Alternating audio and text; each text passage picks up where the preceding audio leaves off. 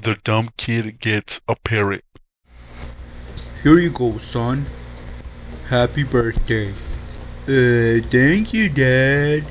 Cool. A parrot. Can he talk? Bah, shut up.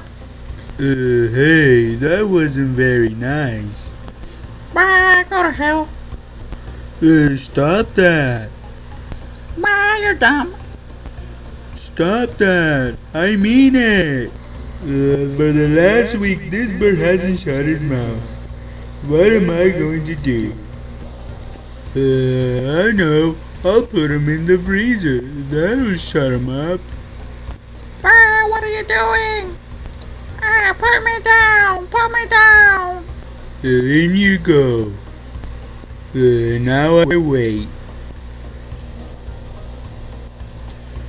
That shut him up. I better take him out. He might be frozen.